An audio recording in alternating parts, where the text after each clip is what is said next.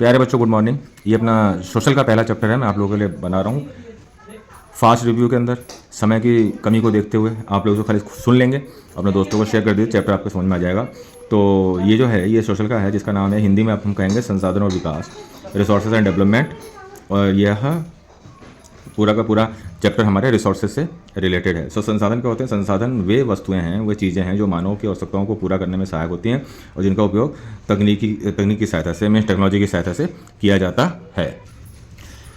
किसी वस्तु को संसाधन बनाने के लिए तीन बातों की आवश्यकता होती है। कौन कौन सी बातें हैं वो? पहला है उसकी उपयोगिता, यूटिलिटी, दूसरा है उसकी वैल्यू, मूल्य, और तीसरा है तकनीक यानी टेक्नोलॉजी। अब संसाधन कितने प्रकार के होते हैं, means how many type of resources are. तो संसाधन के कई आधारों पर बांटा गया है।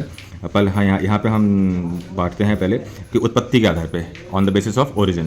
तो जीव संसाधन होते हैं, अजीव मतलब बायोटिक, और अबायोटिक रिसोर्सेज होते हैं। अब बायोटिक कौन कौन से? जैसे फॉरेस्ट हो गया, हमारे वाइल्ड लाइफ हो गए, हम मछलियाँ हो गई, वह जैव है, मीन्स बायोटिक है। और अबायोटिक कौन से हैं? जैसे मिनरल्स हो गए, पानी हो गया, ज़मीन हो गया, ये अबायोटिक हो गए। अब आता है नवीकरण के आधार पे, नवीनीकरण के आधार पे, यानी कि हम उसको कितना रिन्यू कर सकते हैं। तो एक होता है रिन्यूएबल रिसोर्सेज, दूसरा होता है नॉन रिन्यूएबल रिसोर्सेज।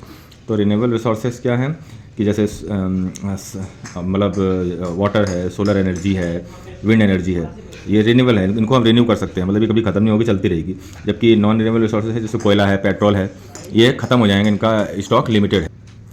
अब थर्ड आता है हमारा जो है उसे कहते हैं विकास के आधार पर, on the basis of development.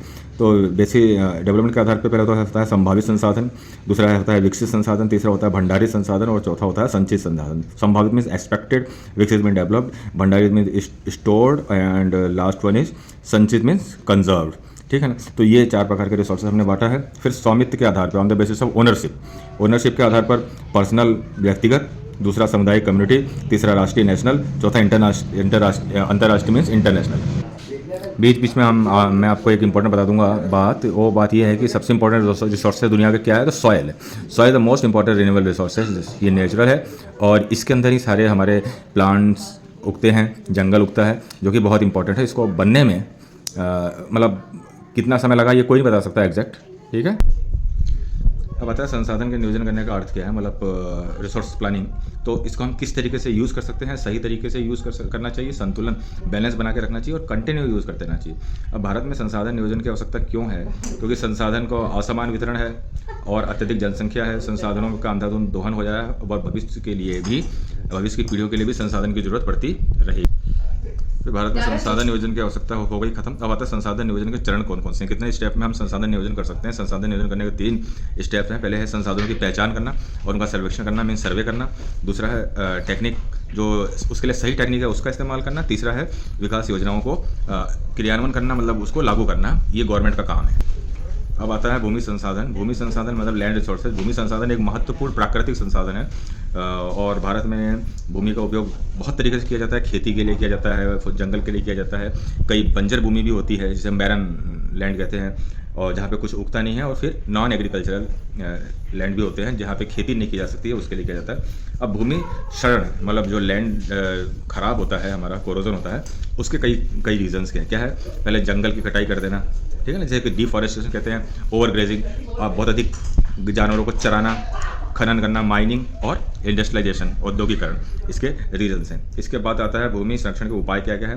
तो आता है हमें एफॉरेस्टेशन करना, जंगल लगाना, दूसरा है नियंत्रित चढ़ाई करना, सीढ़ीदार खेती करना, स्टेप फार्मिंग, और खनन क्षेत्रों का पुनर्वास करना। अब आता है मिट्टी। मिट्टी मैंने बता दिया आपको सबसे इम्पॉर्टेंट है। अब प्राकृतिक संसाधन, अब इसकी आधार कितने प्रकार के होते हैं? मिट्टी को हमने कई भागों में बांटा है। यहाँ पे हमने 6 भागों में बांटा है भारत की मिट्टी को देखते हुए। तो पहला जलोढ़ मिट्टी, काली मिट्टी, लाल और पीली मिट्टी, लेटराइट मिट्टी, मरुस्थलीय मिट्टी और पर्वतीय मिट्टी।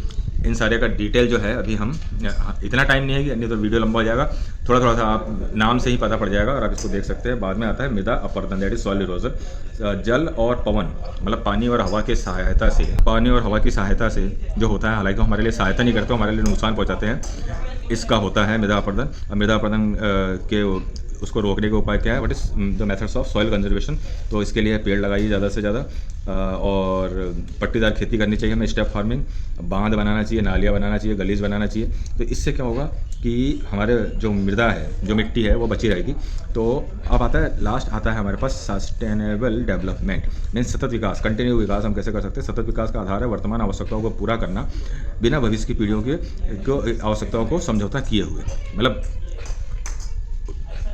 तो इस संसाधनों का सीमित उपयोग होता है, संतुलित उपयोग होता है, और पर्यावरण अनुकूलन में भी इसका उपयोग किया जा सकता है। तो कुल मिलाकर हम ये कह सकते हैं कि मानव संसाधन जीवन के लिए अत्यधिक आवश्यक है, लेकिन उनका सही नियोजन और संरक्षण बहुत जरूरी है। यदि संसाधनों का विवेकपूर्ण उपयोग नहीं किया गया तो भविष्य में गंभीर संकट उत्पन्न हो जाएगा। Thank you.